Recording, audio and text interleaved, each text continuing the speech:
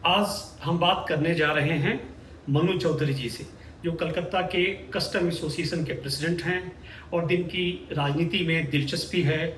मिथिलांचल के दरभंगा डिस्ट्रिक्ट से चाहते हैं चुनाव लड़ना। इनसे हम बात करेंगे कि दरभंगा की स्थानीय समस्या क्या है, दरभंगा में राजनीति किस तरीके से अपना करवट बदल सकती है, दरभंगा के लोगों को किस्मत बदल सकती है।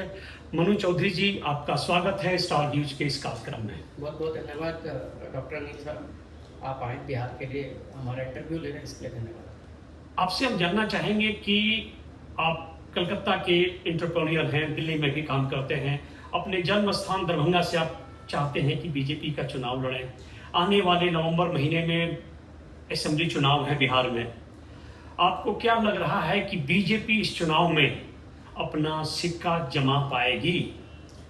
देखिए, सबसे पहले भाजपा और एनडीए गठबंधन के बारे में आपके इस प्रश्न में दो पार्ट है। पहला पार्ट कि मैं कलकत्ता या दिल्ली का एंटरप्रेन्योर हूँ, एक पढ़ा लिखा व्यक्तित्व जो दरभंगा से जन्म लिया और कलकत्ता में पढ़ाई लिखाई किया और आज के दिन में पूरे देश में हम कार्यरत हैं एज ए एंटरप्रेन्योर। हमारा शिपिंग इंडस्ट्री का कारोबार है और उसी में काम करते हुए बौद्धिक चेतना जागी कि अपने गांव के लिए, अपने जिला के लिए कुछ करें। उस बौद्धिक चेतना में जागते हुए हमें जो लगा कि चूँकि मैं सनातन धर्म को बिलीव करता हूँ, तो मुझे लगा कि भाजपा एक ऐसा परिवार है जहाँ मैं कंफर्टेबल रह सकता हूँ और भाजपा परिवार को मैंने ज्वाइन किया। प्रश्न का दूसरा हिस्सा कि क्या बिहार में भाजपा कुछ कर सकती है, तो मैं आपके साथ कुछ बातें साझा करना चाहता हूँ। पहला बात तो ये है कि 2000 के पहले का भाजपा और 2000 के बाद का बिहार, 2000 पहले का जो बिहार था उसमें कुछ आंकड़ा आपके सामने पेश करना चाहता हूँ। उसकी जो लिटरेसी रेट थी, जो लालू यादव जी के आरजेडी के टाइम का कार्यकाल का जो बिहार था, उस समय की जो लिटरेसी रेट थी, पूरे बिहार का 37% लिटरेसी, आधा बिहार अनएजुकेटेड। और 2025 में आज जो लिटरेसी रेट है वो 70%, लगभग डबल लिटरेसी रेट। तो आप समझ सकते हैं इस परसेंटेज को कि किस लेवल का सुधार हुआ। दूसरा, लगातार हमारे प्रधानमंत्री माननीय मोदी जी और हमारे मुख्यमंत्री नीतीश कुमार जी बहुत सारी योजनाएं बिहार में ला रहे हैं और उन सब योजनाओं का कहीं ना कहीं वहाँ के लोगों को लाभ होता है। और मैं खास करके अपने दरभंगा जिला के मैं बात कर रहा हूँ। विगत 5 साल में हमने जब दरभंगा के अंदर में उन्नति देखा है, पहला इंफ्रास्ट्रक्चर में उन्नति, जिसके अंदर में दरभंगा के अंदर एक एयरपोर्ट आना, दूसरा दरभंगा में एम्स का सैंक्शन होना, तीसरा आने वाले दिनों में केंद्र सरकार के NIFT का भी इंस्टीट्यूट आना बिहार के अंदर में, जो मिथिला पेंटिंग को आगे चल के बढ़ावा देगा। इस तरीके का लगातार कदम एक इंफ्रास्ट्रक्चर डेवलपमेंट में, एक मेडिकल के सेक्टर में डेवलपमेंट में या एजुकेशन के सेक्टर में डेवलपमेंट में हमारे जो एनडीए सरकार है, भाजपा का जो सरकार है केंद्र में और राज्य में गठबंधन की जो सरकार, ये डबल इंजन की सरकार लगातार कुछ ना कुछ काम कर रही है और इसका एक बड़ा उम्मीद भाजपा को आने वाले चुनावी वर्ष में फायदा होगा। चौधरी साहब, ये सवाल मेरा इसलिए वाजिब है कि पिछले 25 वर्षों से नीतीश कुमार जी मुख्यमंत्री हैं और अभी भी वहाँ एनडीए की सरकार है। तो क्या सरकार के खिलाफ सत्ता परिवर्तन की जो बातें हो रही हैं, जो एक तरह से विपक्ष कह रहा है, सत्ता परिवर्तन की लहर है, जिस तरीके से राहुल गांधी ने बिहार में वोट अधिकार कैंपेन किया और जन समर्थन मिला, इस वजह से सवाल ये लाजमी हो जाता है कि क्या बीजेपी अपना सिक्का जमा पाएगी?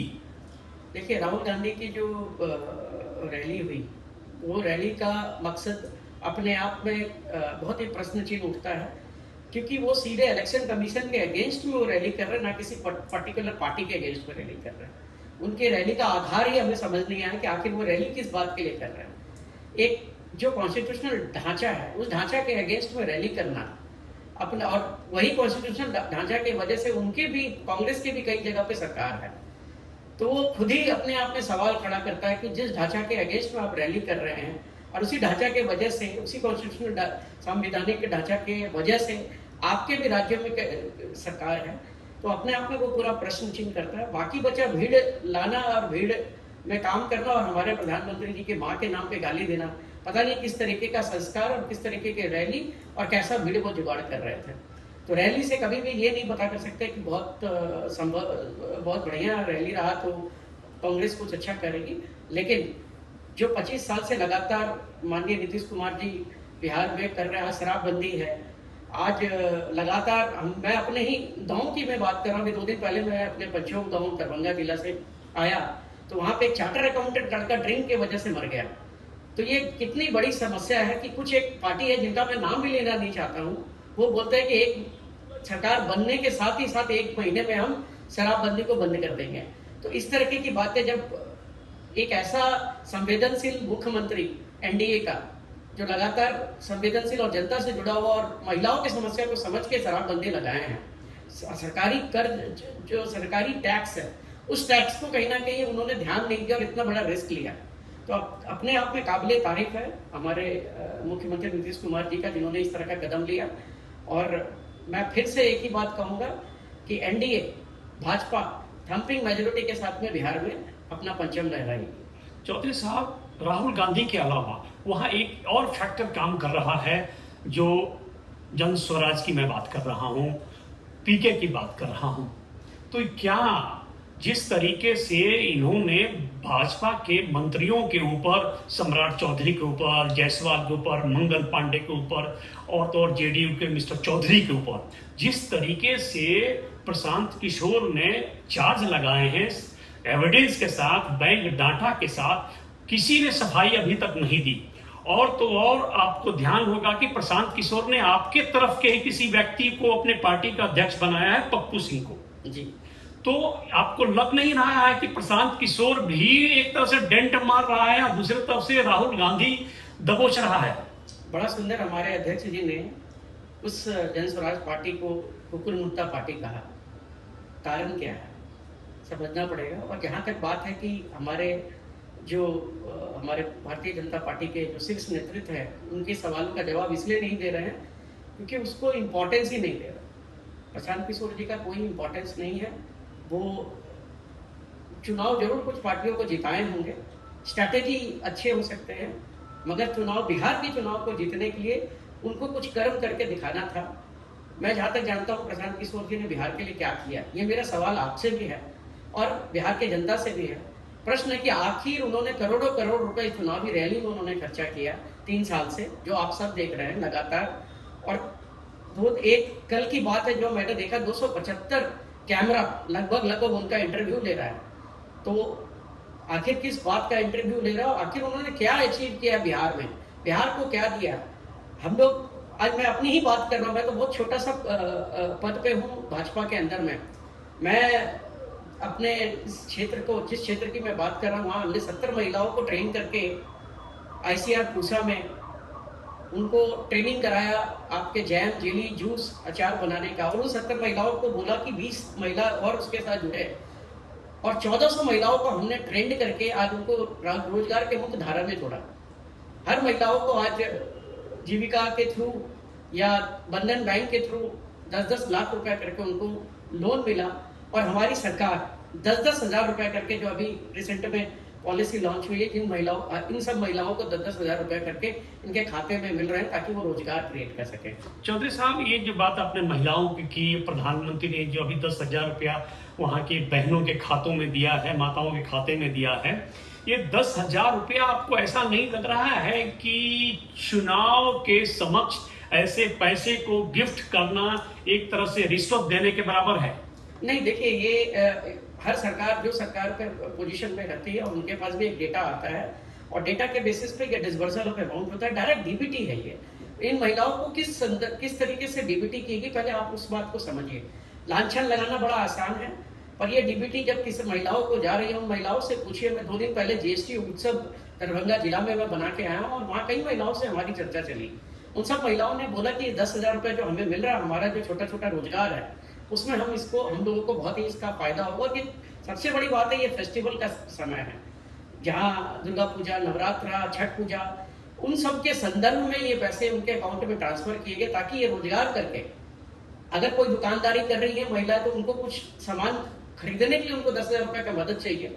तो आप इस साइड को ना देख के इसको चुनावी साइड के साथ अगर आप जोड़ते हैं तो हर चीज चुनाव के मद्देनजर नहीं होता। ये चूंकि ये हम लोगों का फेस्टिवल का टाइम है और ये उपयुक्त समय है जहाँ पे डीबीटी किया गया इन महिलाओं को, ताकि ये फेस्टिवल के अंदर में या अपने दुकान में सामान ला के रख सके, जो दुकानदारी कर रहे हैं या कोई छोटा रोजगार कर रही है तो वो अपना रोजगार को बढ़ा करके और पैसा कमा सके, ताकि फेस्टिवल के टाइम पे 2 पैसा का बचत कर सके। चौधरी साहब, मेरा सवाल ये इसलिए था कि आपने टैक्स उत्सव की बात की। 8 साल तक जनता का जीएसटी के माध्यम से दोहन किया गया, तो वो काल क्या था, जो दोहन का काल था, उसको कौन लौटाएगा? वो जो पैसे आए, लाखों करोड़ों रुपया सरकार के पास आए जनता का, उसका क्या होगा? और अब कहा जा रहा है कि जीएसटी उत्सव मनाया जाए, तो आपको ये इन दोनों बातों में विरोधाभास नजर नहीं आ रहा है? बिल्कुल, देखिए, सबसे पहली बात है कि 2017 में जीएसटी भारत सरकार ने लागू किया था। जीएसटी है क्या, हम सबको जानना पड़ेगा। ये दोहन पहले भी होता था, कई सारे छोटे छोटे कर थे जो हम सबको पता नहीं होता था, पर ये सरकार की काबिलियत है कि ये सरकार ने जीएसटी के बारे में लोगों को बताया कि जीएसटी है क्या। बहुत सारे कर, लगभग 18 कर हम 2017 के पहले देते थे, और 2017 के बाद वो सब कर को मिला के एक कर हुआ जिसको जीएसटी कहते हैं, जो कि कंजम्पशन टैक्स है। और दूसरा कर हमारे देश में है, वो है इनकम टैक्स। तो कंजम्पशन और इनकम टैक्स का दो प्रणाली हमारे देश में 2017 से चालू हुई। तो कई सारे जो छोटे छोटे, कहीं बॉम्बे में आप जाए तो वहाँ ऑक्ट्राई लगता है, बंगाल में वैट लगता था, बिहार में सेल टैक्स लगता था। तो ये अलग अलग कर तो पहले भी था, तो सरकार ने कहा दोहन किया। कांग्रेस की सरकार में भी वो टैक्सेस लगती थी। इनफैक्ट जीएसटी का जो स्लैब रेट है वो अगर आप देखें तो कहीं ना कहीं वो 4 स्लैब रेट था 2017 में। और इसको उत्सव के कारण क्यों हम लोग बनाना, जीएसटी उत्सव इसको क्यों बोलते हैं, क्योंकि 4 स्लैब रेट जो पहले था आपका 12%, 18%, 28% और 5%, ये सब स्लैब रेट को घटा के 2 स्लैब रेट लाया गया। पूरे टैक्स रिफॉर्म को सिंप्लीफिकेशन किया गया। अगर ये इतना ड्रैकोनियन लॉ होता तो आप देखिए कि 2017 में मात्र 66 लाख करदाता थे। 24 और एक मिनट मुझे कंप्लीट करने दीजिए। 2017 में 66 लाख करदाता थे और 2025 में 1.5 करोड़ करदाता हुए। इसका मतलब है कि ये जो डबल, ऑलमोस्ट डबल से ज्यादा का जो करदाता का बढ़ना और टैक्स का कलेक्शन होना, ये कहीं ना कहीं इसकी सफलता दर्शाता, ना कि ये ड्रैकोनियन लॉ है। और मैं आपको बता दूं, पूरे दुनिया में जहां भी जीएसटी लागू हुई है, सबसे पहले फ्रांस में लागू हुई 1954 में, जहां आज भी जो कर है इंडिया के कर से कहीं ना कहीं ज्यादा है। और सिंगापुर, जिसको सबसे कम जीएसटी जहां बोला जाता है कि सबसे कम था 7%, पर भारत आज 5% ला के जीएसटी काउंसिल में पारित करके हमारे प्रधानमंत्री जी का ये मास्टर स्ट्रोक जनता के लिए, और खास करके दिवाली और नवरात्रि और छठ पूजा का एक बड़ा गिफ्ट जनता के लिए। चौधरी साहब, कहने के लिए सिर्फ ये 2 स्लैब है, लेकिन मुझे तो इसमें एक आध स्लैब और दिखता है। 5, 12 और 40% का भी एक स्लैब है गाड़ियों पे जो लागू होता है। नहीं, 40% का स्लैब सिम गुड के ऊपर में है जी। जो सिम गुड, जिसके तंबाकू है, आपका ड्रिंक जो लोग करते हैं, तो सरकार चाहती है कि वो लोग नशा ना करें, और नशा अगर कर रहे हैं तो उनको ज्यादा टैक्स लगेगा, तो उसको कहीं ना कहीं कम ठीक है, करने के लिए अब वापस आते हैं दरभंगा के ऊपर पुनः।